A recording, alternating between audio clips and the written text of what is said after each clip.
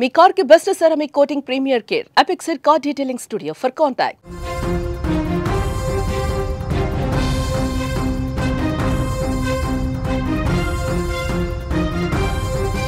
ఏపీలో మరో బస్సు ప్రమాదం. నంద్యాల జిల్లాలో లారీని ఢీకొట్టింది ట్రావెల్స్ బస్సు.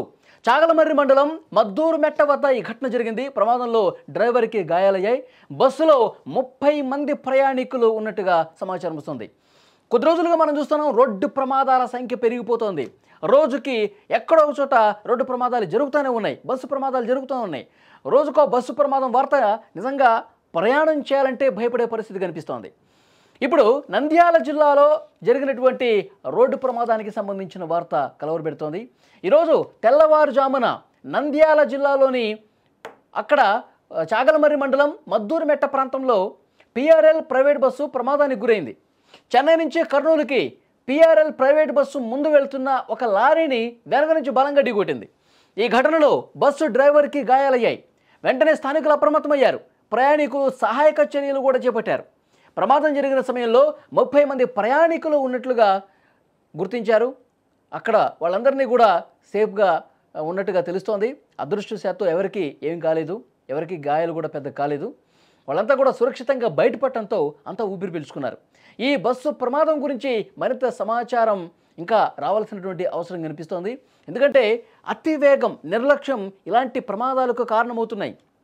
ఆగి ఉన్నటువంటి లారీని వెనక నుంచి వస్తున్నటువంటి బస్సు చాలా వేగంగా ఢీకొట్టేసరికి ఆ ముందు పార్ట్ మొత్తం కూడా ఏ విధంగా ధ్వంసమైందో చాలా స్పష్టంగా చూడొచ్చు.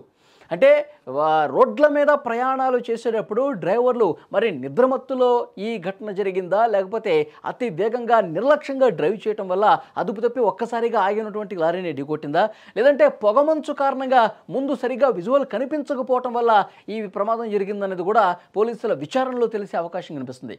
ఒక్కసారిగా ఈ ప్రమాదం జరిగిన వెంటనే, లారీని ఢీకొట్టిన వెంటనే అందరూ కూడా షాక్ అయిపోయారు. ఎందుకంటే ప్రయాణం చేస్తున్నటువంటి ప్రతి ప్రయాణికుడు కూడా మైండ్లో చాలా ఉన్నాయి.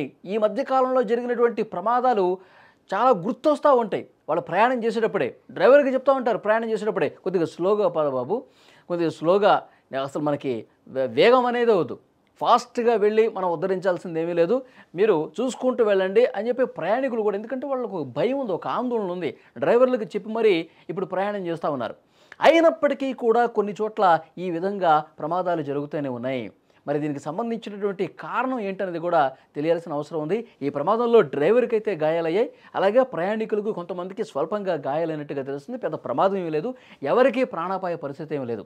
కానీ ఆ దృశ్యాలు చూస్తుంటే నిజంగా భయం గొలిపే విధంగా ఉన్నాయి. ఈ మధ్యకాలంలో మనం ప్రమాదాలు చూస్తున్నాం. చేవేళ్లగా జరిగినటువంటి ప్రమాదం కావచ్చు, కర్నూలు దగ్గర జరిగినటువంటి బస్సు ప్రమాదం కావచ్చు, పదుల సంఖ్యలో ప్రాణాలు కోల్పోయారు. ఒక చోట గులకరాళ్ళన్నీ కూడా పడిపోయి చనిపోయారు 19 మంది.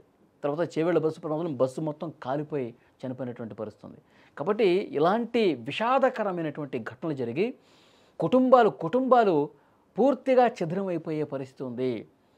పదుల సంఖ్యలో ప్రాణాలు కోల్పోయి ఆ కుటుంబాలు మొత్తం కూడా సర్వనాశనం అయిపోయినటువంటి పరిస్థితి ఉంది. ఇక్కడ కాదు, సౌదీలో కూడా జరిగి హైదరాబాదులో వాసులు చాలామంది చనిపోయారు. 45 మంది పైగా చనిపోయారంటే ఎంత బాధాకరం చూడండి. ఆ కుటుంబాలు, ఒక్కొక్క కుటుంబంలో 18 మంది, ఇవన్నీ కూడా మనం రోజు వార్తల్లో చూస్తూ ఉన్నాం. కాబట్టి బస్సు ప్రయాణం చేయాలంటేనే భయపడే పరిస్థితి వచ్చింది. అధికారులు, తర్వాత రవాణా శాఖ అధికారులు కావచ్చు, ప్రజాప్రతినిధులు కావచ్చు, ఇక్కడ స్థానిక అధికార యంత్రాంగం ఎప్పటికప్పుడు డ్రైవర్లకి, బస్సు యాజమాన్యాలకి చెప్తూనే ఉన్నారు, మీరు సరైన విధంగా వెహికల్స్ జాగ్రత్తగా చూసుకొని పోనివ్వాలి.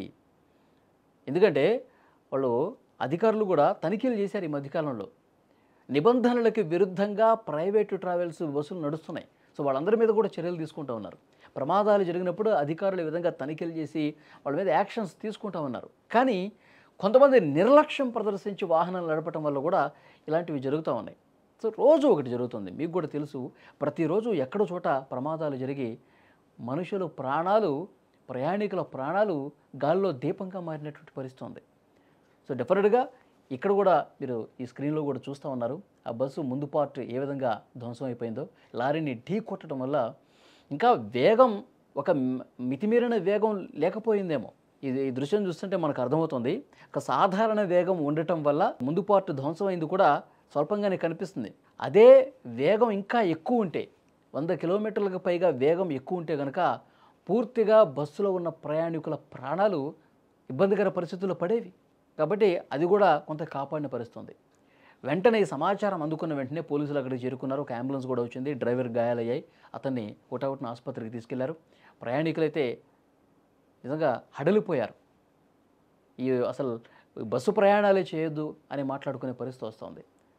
సో ఇలాంటి ప్రమాదాలు జరగకుండా ఉండటానికి ఇంకా ఏం చేయాలి, అసలు బస్సు ప్రమాదం జరగకూడదు అనడానికి ఇంకా ఎలాంటి చర్యలు అవసరం ఉంది, వీటన్నిటి మీద కూడా ప్రభుత్వ యంత్రాంగం దృష్టి పెట్టాల్సినటువంటి అవసరం ఉంది.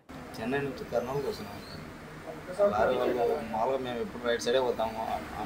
యుద్ధాల పక్కన లారీ దగ్గరికి వచ్చినాడు. ఆడికి తప్పింది మొత్తం తిప్పినాడు. రైట్ సైడ్ మొత్తం ఎంతమంది ప్రయాణికులు ఉన్నారు? 30 ఉంటారు.